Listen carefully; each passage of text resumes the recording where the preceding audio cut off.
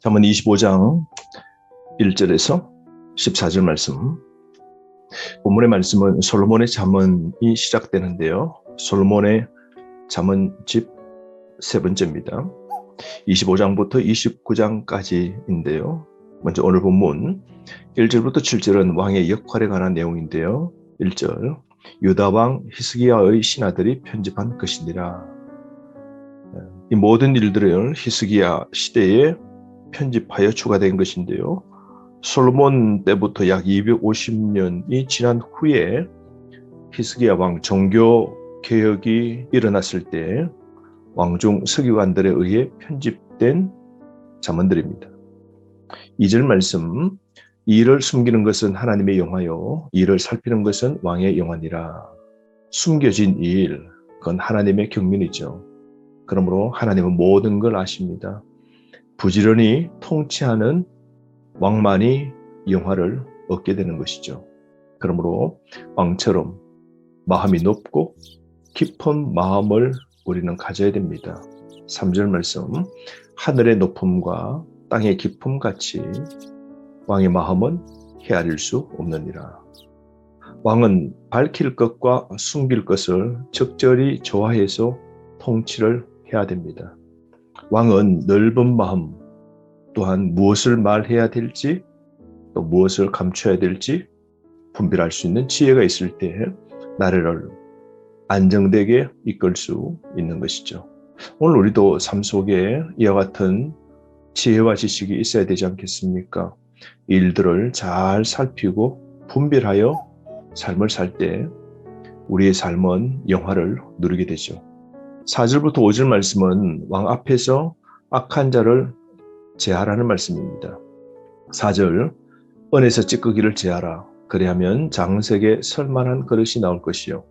5절, 왕 앞에서 악한 자를 제하라. 그리하면 그의 왕위가 의로 말미암아 견고히 서리라. 여러분, 사람을 분별할 줄 알아야 지도자가 되는 것이죠. 왕 앞에 간사하고 교만하고 악한, 즉 찌꺼기 같은 이런 자들을 제거해야 나라도 안정되는 것이죠. 그러므로 우리가 영적으로 해석한다면 하나님 앞에 찌꺼기가 되지 않도록 사는 삶이 필요합니다. 우리는 왕중왕이신 하나님 앞에 우리의 형실을 거룩하게 또 지혜롭게 정의로 바르게 삶을 사는 것 필요합니다. 6절과 7절 말씀은 겸손하면 존귀를 얻는다는 말씀인데요. 6절, 왕 앞에서 스스로 높은 채 하지 말며 대인들의 자리에 서지 말라. 7절, 이는 사람이 내게 이리로 올라오라고 말하는 것이 내 눈에 보이는 귀인 앞에서 저리로 내려가라고 말하는 것보다 나음이니라. 여러분, 하나님과 리더 앞에서 우리는 겸손합니까? 겸손할 때 존귀를 얻는 것이죠. 그러므로 왕 앞에서 스스로 높은 채 하지 말아야 됩니다. 자신의 위치와 능력을 정확히 파악하고 행동할 줄 아는 지혜가 있어야 됩니다. 8절부터 11절 말씀은 재판과 언어 사용에 관한 내용인데요. 8절, 너는 서둘러 나가서 다투지 말라. 마침내 내가 이웃에게서 욕을 보게 될 때에 내가 어찌할 줄을 알지 못할까 두려우니라. 너는 이웃과 다투거든 변론만 하고 남의 은밀한 일은 누설하지 말라. 여러분, 적절치 않는 말은 폐해를 주는 겁니다. 진위 여부 등 정확히 상황 판단을 못하면 분쟁이 드러나는 것이죠. 경솔하고 성급하면 낭패를 당하게 됩니다. 그러므로 명예를 훼손하지 말고 신중하게 진중하게 해야 됩니다. 성도 여러분, 우리는 남의 은밀한 일을 누설하지 않는 자세, 즉 사랑은 허물을 덮지 않습니까? 그러므로 우리 삶 성급하게 혈기를 부리며 싸우지 말아야 됩니다. 깊이 생각하고 전후를 잘 살펴보고 철저히 사건을 준비하고 논리 정연하게 싸울 필요가 있는 것이죠. 이게 바로 지혜 있는 자의 처신입니다. 11절 말씀, 경우에 합당한 말은 아로새긴 은쟁반의 금사관이라. 온전한 사람의 말은 최고의 그릇의 최상의 과일처럼 멋이 있는 것이죠. 상황에 걸맞는 말, 때에 적합한 말, 이건 너무나 아름다운 것이죠. 아름다운 조화를 만들어내는 말은 멋이 있는 겁니다. 그러므로 사랑은 절대로 무례하지 않는 것이죠. 듣는 자가 흐뭇해하는 말, 그래서 관계를 회복시키는 말은 정말로 아름다운 말이죠. 우리는 꼭 필요한 말을 하는 아름다운 지혜를 가진 자의 삶이 우리에게 있어야 됩니다. 12절에서 14절 말씀은 지혜로운 삶에 관한 내용인데요. 12절, 슬기로운 자의 책망은 청종하는 귀의 금고리와 정금 장식이니라. 슬기로운 자의 책망, 나쁜 길 걷는 자를 돌이키게 하는데요. 책망에 우리의 자세는 순종이죠. 그런데 순종하기 위해서는 청종하는 귀가 있어야 됩니다.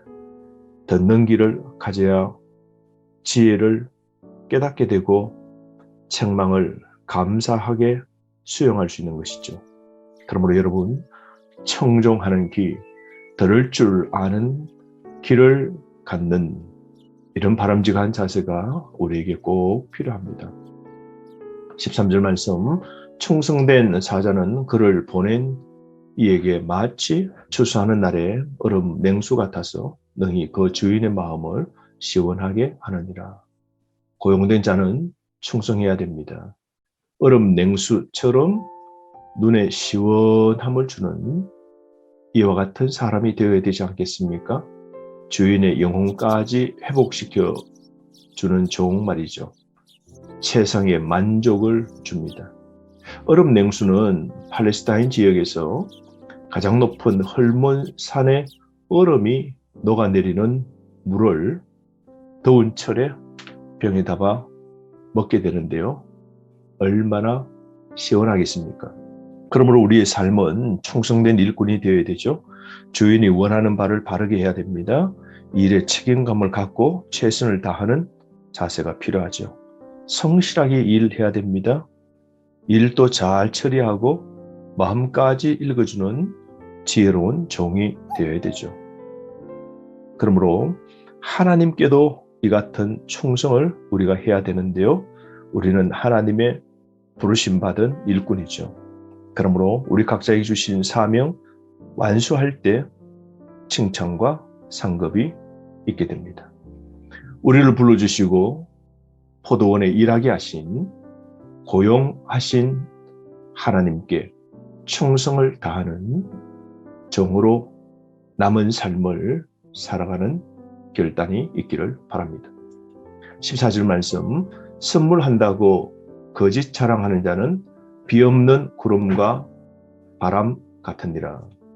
믿을 수 있는, 신뢰할 수 있는 존재가 되어야 되지 않겠습니까?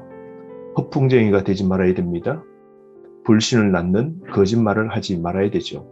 신중하게 약속하고 행하는 삶이 꼭 필요합니다. 오늘 하루 지혜로운 삶, 우리 말의 절제가 필요하고 항상 하나님 앞에서도 꼭 유익한 존재로 삶을 사는 지혜가 필요합니다.